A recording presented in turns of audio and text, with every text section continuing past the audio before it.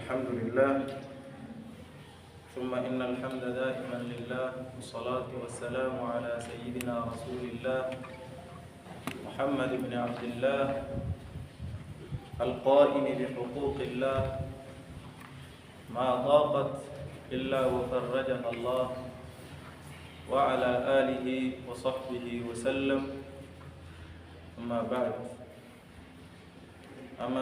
baada ya kumshukuru Mwenyezi Mungu Subhanahu wa Ta'ala na kumtakia rahma kipenzi chetu, kiongozi wetu, mwalimu wetu, Bwana Mtume Muhammad sallallahu alayhi wa alihi wasallam, hatuna budi kurejesha shukrani za dhati kwa Allah Subhanahu wa Ta'ala kwa kutujalia mimi na wewe kukusanyikana mahala kama hapa na kukutana sehemu kama hii, sehemu tukufu, ikiwa tunasubiria sala ya Jumaa, sala ya faradhi, na pia ikiwa tuko katika mwaka mpya ambao kwamba ni mwaka wa 1448 ya Kiislamu, tangia Mtume sallallahu alayhi wa alihi wasallama amegura kutoka Makka kwenda Madina mpaka wa leo, miaka ya Kiislamu. Leo ama juzi tumeingia katika mwaka 1448, ikiwa tumetoka katika mwaka wa 1447. Hii ni taufiki ya Mola Subhanahu wa Ta'ala, kwa sababu ni wangapi ambao kwamba tulikuwa na wao katika miaka ya nyuma, ama tulikuwa na wao katika mwaka jana, leo hatuko na wao.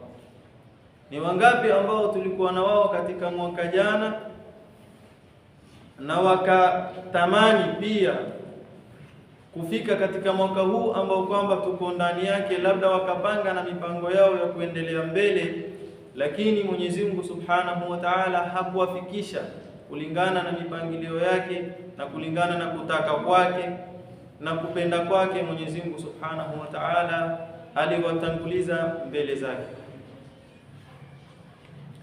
Kinachotakikana mimi na wewe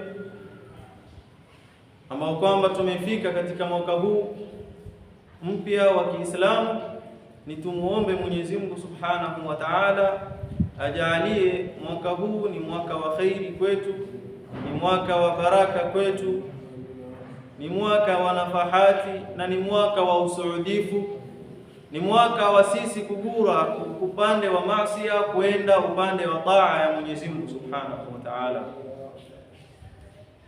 Kwa sababu si uzuri mwaka jana tumeketi katika hali ambayo kwamba haimridhishi Mwenyezi Mungu Subhanahu wa Ta'ala, tumeingia katika mwaka mwingine pia bado hatukubadilika, tuko vile vile.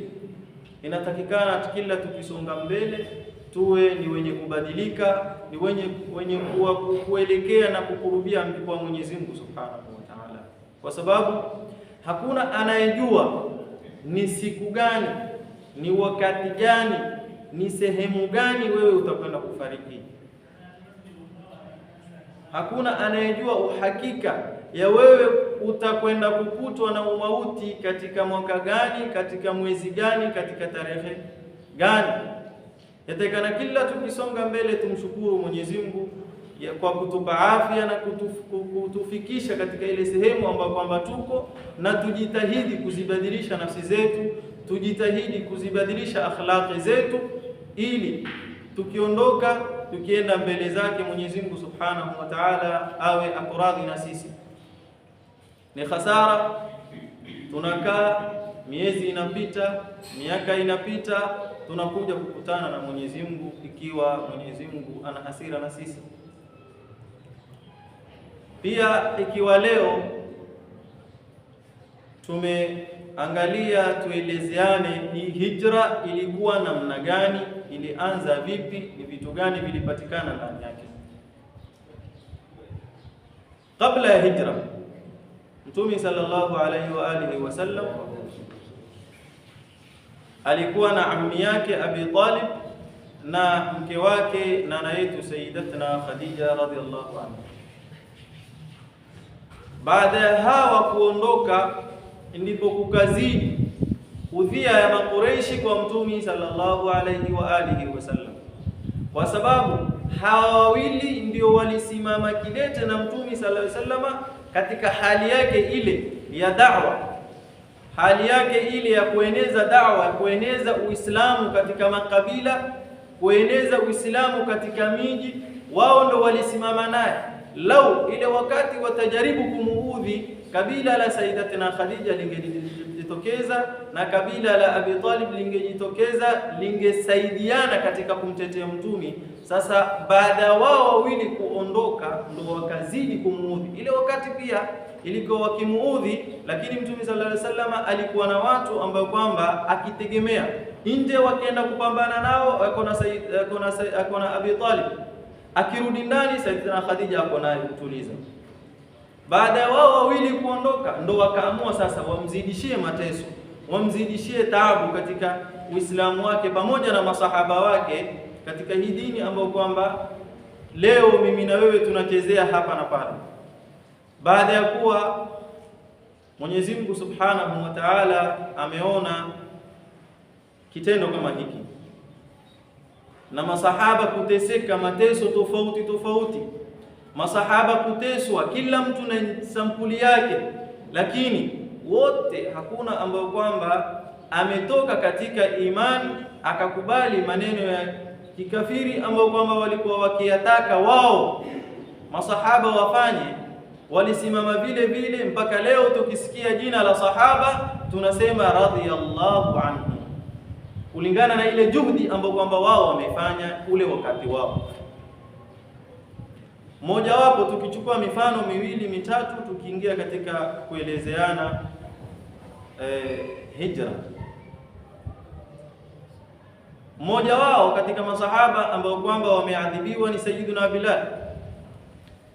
Tunaambiwa Sayyiduna Bilal, wanazuoni wasira wanapotuambia ni kwamba kana abdan li Umayyah ibn Khalaf, alikuwa ni mtumwa kwa Umayyah ibn Khalaf. Sasa Umayyah huyu ambao alikuwa amemmiliki Sayyiduna Bilal ni mtumwa wake, tuambiwa kwamba alikuwa akimtesa, na moja katika mateso yake ambayo alikuwa akimpatia tunaambiwa yukhrijuhu fi sahra'i Makkah wa yad'uhu fi waqti adh-dhahirati wa yad'u as-sakhrata al-'azimata 'ala sadri. Anamtoa Sayyidina Bilal nje wakati wa saa 4 saa 5 mpaka saa 6, wakati ambao kwamba jua imeshika kisawa sawa, jua la waka vizuri, kwa sababu ardhi ya Makka ni ardhi ya mawe.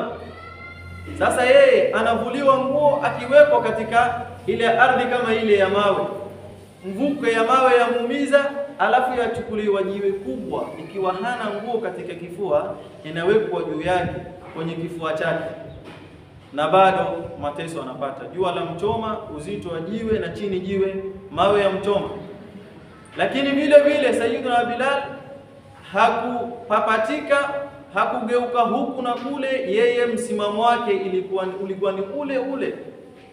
Tuambiwa alikuwa akisema katika hali ile ambayo kwamba wao wanamuadhibu, na huku wakimwambia maneno ambayo kwamba wao wanayataka, maneno ya kikafiri, maneno ya kumkufuru Mtume Muhammad sallallahu alaihi wasallam, yeye akisema tu ahadun, pamoja na kuwa chini anachomeka na juu lile jiwe la mchoma na uzito wake kwenye kifua, lakini vile vile yeye amethubutu akisema kwa mdomo wake ahadun.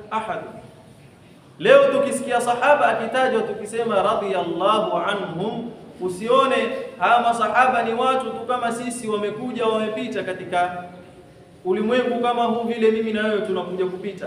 Walipitia taabu na walipitia shida na walisimama na Mtume sallallahu alaihi wasallam pamoja na mateso yote ambayo kwamba wao wameyapata, mpaka Sayyiduna Abu Bakar radhiyallahu anhu katika ile hali ya kuadhibiwa, Sayyiduna Bilal alipita akamnunua kutoka kwa Umayyah ibn Khalaf, alafu akamwacha shingo.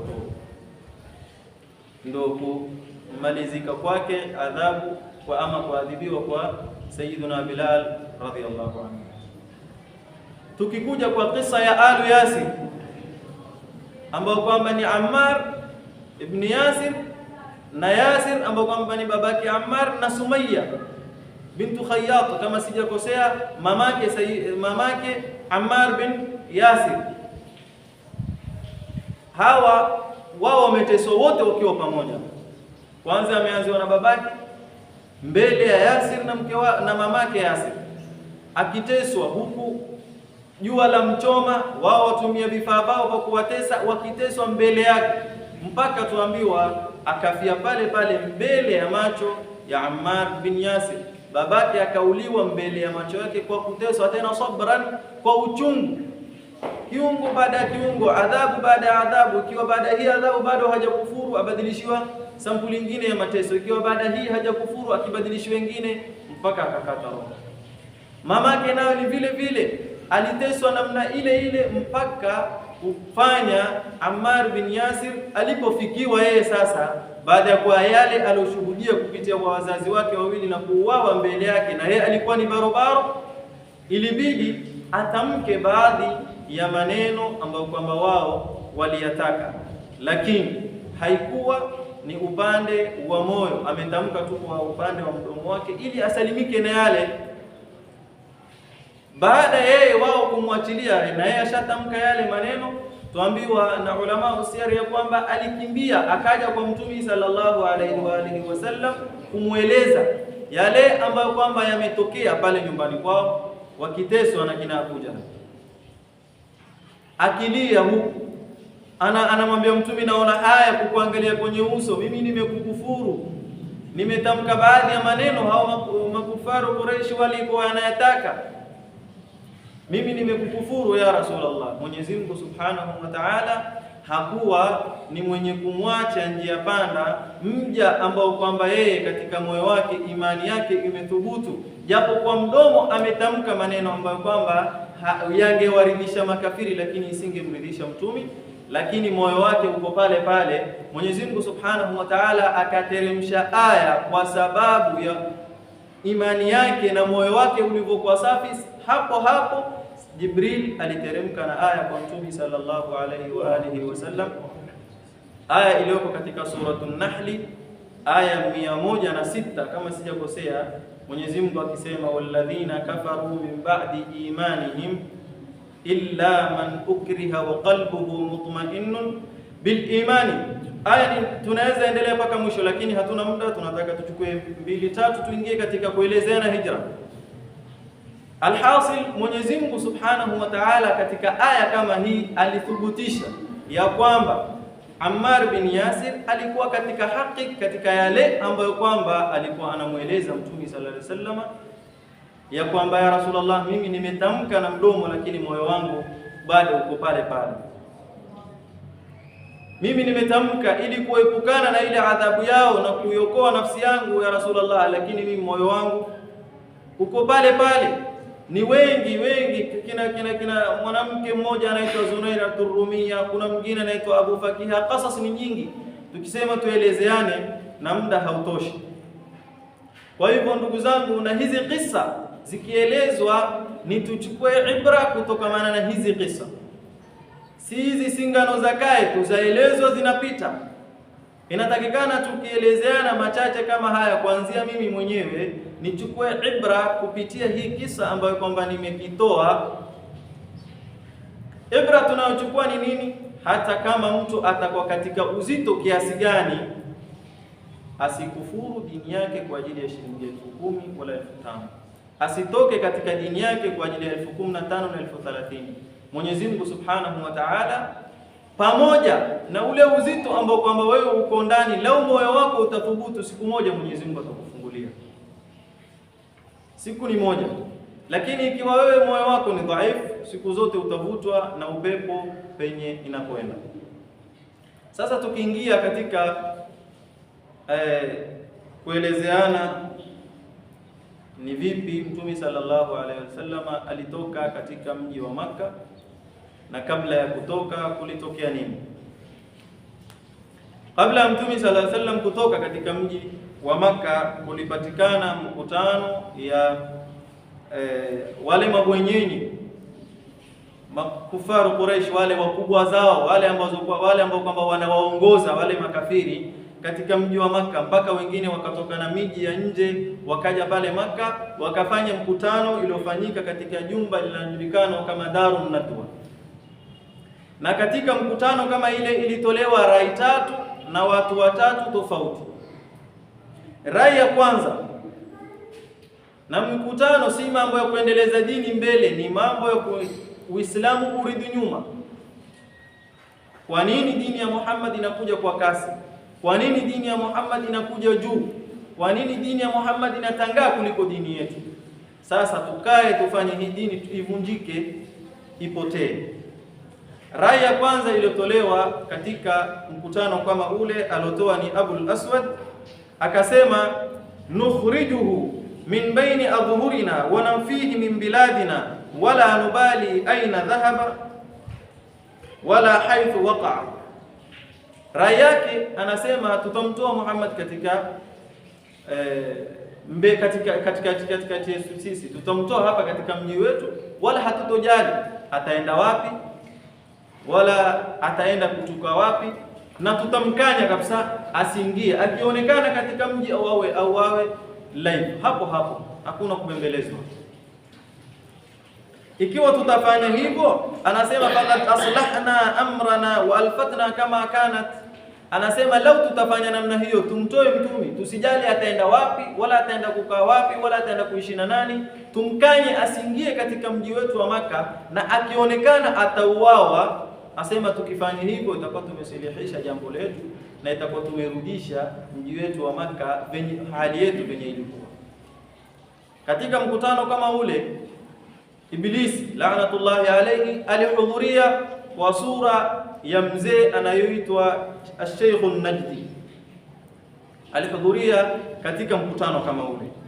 Aliposikia hii rai akamwambia, la wallahi ma hadha lakum bi ra'yin. Alipinga, aliwaambia hiyo sio rai ambayo kwamba imepata, kwa sababu anasema alam tarau husna hadithihi. Kwanza aliwauliza maswali, kwani nyinyi hamujaona uzuri wa mazungumzo yake? Wala halawata mantiqihi, wala hamkuona utamu ya maneno yake pale anapozungumza na watu? Wa ghalabatahu ala qulubi rijali, wala hamkuona yeye kuvuta nyoyo za watu, kushinda watu katika nyoyo zao. Yani maneno ya Mtume sallallahu alaihi wasallam alikuwa na ufasaha, akikuongelesha maneno yake yanaathiri, akikuonenesha maneno yake yana utamu. Alikuwa ni afsahul arab, alikuwa ni mfasaha zaidi wa lugha katika Waarabu. Basi Ibilisi akamwambia, kwa nini hamuoni yote hayo, uzuri wa mazungumzo yake na utamu wa maneno yake? Kwani hamuoni mpaka mseme leo mtamtoa nje? Hamutojali ataenda wapi, hamutojali ataenda kuishi na nani?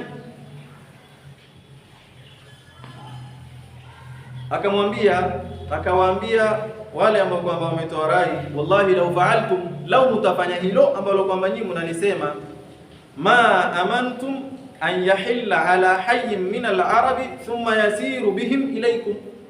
Aliwaambia hamutoamini nyinyi, huyu Muhammad akitoka hapa, mkishasema mtamtoa na mkamtoa kweli, ataenda kuwashukia, ataenda kupata kitongoji kidogo tu ya Waarabu, alafu wale watu wamwamini, na wao wawe na watu wengine wamwamini wote kwa pamoja, awachukue wale watu awageukie, alafu thumma yaf'ala bikum ma arada, akuja wafanye chochote ambacho kwamba mnakitaka. Kwa hivyo hiyo si rai, msimtoe nje, kwa sababu huko mnapomtoa hamjui ataenda kupatana na nani, ataenda kukutana na watu sampuli gani wakuja wawageukie.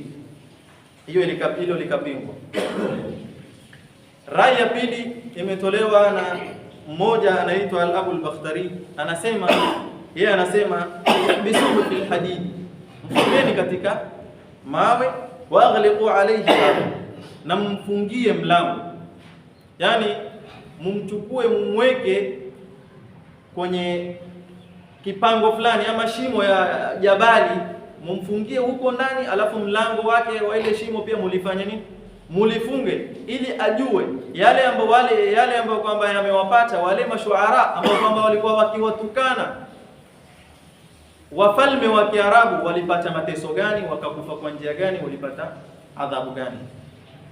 Ibilisi vile vile akapinga, akapinga na akawapa na sababu, akamwambia la wallah ma hadha bira'in wallahi, aliwaambia la in habastumu, lau mtamfunga kama atakuluna, kama mnavyosema nyinyi ati mtakwenda kumfunga kwenye jabali la mfunge na mlango, aliwaambia la yakhrujanna min amrihi min wara'i albabi alladhi aghlaqtum dunahu, aliwaambia lau mtamfunga wala atatoka nyuma ya ile mlango ambao kwamba nyinyi mmeenda kumfungia, atatoka na ataenda kupata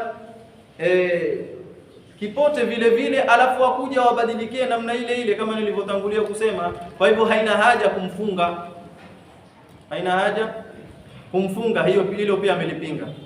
Sasa kuna mzee anaitwa Abul Hakam, alikuwa wao wanamuita Abul Hakam, Abu Jahal, yeye ndo alitoa rai yake. Sasa akasema wallahi inna li fihi ra'yan, mimi katika huyu Muhammad niko na rai moja.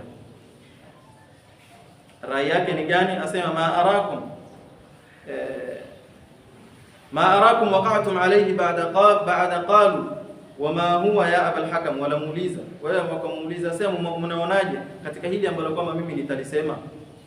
Alafu akamwambia ni lipi hilo ambalo kwamba utalisema? Akasema ara an na'khudha min kulli qabilatin fatan saban jalidan nasiban wasitan fina thumma nu'ti kulla fatan minhum sayfan sariman.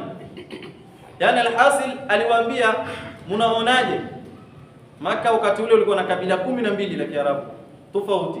Sasa anasema mnaonaje katika kila kabila tumchukue kijana mshupavu, kijana mwenye nguvu, kijana mwenye haraka ile ya kushopoa upanga, tuwachague vijana wa barobaro, alafu tumpige pigo moja tu wote kwa mara moja, ili akitoka alfajiri anaenda msikitini agongwe pale na vijana wote 12 kwa pigo moja au wao, fanastariha minhum, ili tupate kustarehe na yeye. Jamaa ametukera huyo hapa ndani.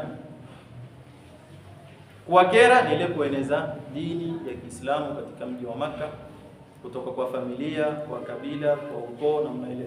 Hivyo ndo wanasema amewakera. Bas wote sasa wakafikiana. Ibilisi akasema sasa alqawlu ma qalahu rajul, alikubali hii ya kumuua Mtume sallallahu alaihi wasallam, alikubali akasema auawe tena kwa hilo pigo moja, na lengo la kuchaguliwa kabila 12 kumpiga kwa mara moja vijana wao, kumuua kwa mara moja, ili lau watasimama watu wa Mtume kutaka kulipiza kisasi wasiweze kulipiza kisasi kwa kabila 12. Kabila moja haliwezi pigana na kabila 12 kwa mara moja. Hili ndio lengo lake, ile damu ya Mtume ienee katika kabila lote. Kabila la Mtume likija kwa hili kabila, sio peke yetu, wako na wenzao, hawa watapigana, itaisha ile kizazi cha Mtume. Hiko ndio ambacho kwamba ilikuwa yeye amekitaka. Lakini Mtume sallallahu alaihi wasallam hakuwa yeye ni mtu wa kawaida kama mimi na wewe tunavyofikiria. Hakuwa ni mtu adiyan anakaa tu baina ya watu. Mwenyezi Mungu Subhanahu wa Ta'ala alimteremsha Jibril saa hiyo fa akhbarahu bimuamaratihim, akampatia habari kwa yale ambayo kwamba wao wameyapanga ya kumuua Mtume sallallahu alaihi wasallam. Akamwambia usilale leo kwenye nyumba yako, wala usilale kile kitanda chako ambacho kwamba wewe kawaida unalalia. Basi Sayyiduna Rasulullah sallallahu alaihi wasallam alitoka wa dhahaba ila Abi Bakr radhiyallahu anhu liyukhbirahu, ili ampatie habari kwa yale ambayo kwamba ameelezewa na Jibril. Sayyidatuna Aisha anatueleza, anasema bainama nahnu julusun fi baiti Abi Bakr, baina kwa sisi ilikuwa tumekaa katika nyumba ya Abu Bakar radhiallahu anhu, anasema ittala alaina Rasulullah sallallahu alaihi wasallam ghafla, Mtume sallallahu alaihi wasallam alijitokeza na ilikuwa sio wakati wake. Mmoja akamwambia Sayyiduna Abu Bakar, qala qailun li Abi Bakr hadha Rasulullah mutaqanni'an fi sa'atin lam yakun ya'ti fiha, Yule alimwambia mtume huyu waja, hali ya kuwa yeye sasa anajitosheleza, huku akisema hii sio wakati wa mtume kuniambia. Kwa nini mtume aje katika time kama hii? Saidina Abubakar akaapa akasema, wallahi ma jaa bihi fi hadhihi saati illa amru, haikumleta chochote katika saa kama hii, katika wakati kama huu, isipokuwa ni jambo kubwa lilimleta mtume. Acha nimsikilize. Alipomsikiliza, taban ilikuwa sio jambo la kawaida, ni ile amri imetoka kwa Mwenyezi Mungu Subhanahu wa Ta'ala, Sayyiduna Rasulullah atoke aende upande wa Madina. Alipomweleza Sayyiduna Abu Bakar radhiallahu anhu, alimuuliza as-suhbata ya Rasulullah, alimuomba tuandamane ya Rasulullah, usiniache peke yangu, usiniwache hapa ndani, kwa sababu yeye ndo alikuwa sahaba, popote mtume akipita alikuwa naye, popote mtume akipita alikuwa naye. Alimuomba usuhuba, waandamane katika safari kama ile. Mtume akamkubalia, wakatoka wakaenda wakaelekea pango. Akawa kuna kijana wa Sayyiduna Abu Bakar anachunga mbuzi, na huku akiwaletea habari kutoka Makka kuendelea nini, na bintu Abi Bakar anaitwa Asma, akawa yeye anawaletea chakula katika pango kama ile kwa siku 3. Baada ya siku 3 tuambiwa wakatoka katika njia ambayo kwamba ni ya kichochoro, huku wakielekea njia ya Madina. Hatutoweza kueleza pesa mzima zaidi, baada ya siku 2 nafikiri itakuja kuelezwa hapa vizuri. Kesho itaelezwa kisa, nadhani mpaka mwisho wa kisa itaelezwa, wakati hauturuhusu. Mpaka hapa tutakoma. Wassalamu alaikum wa rahmatullahi.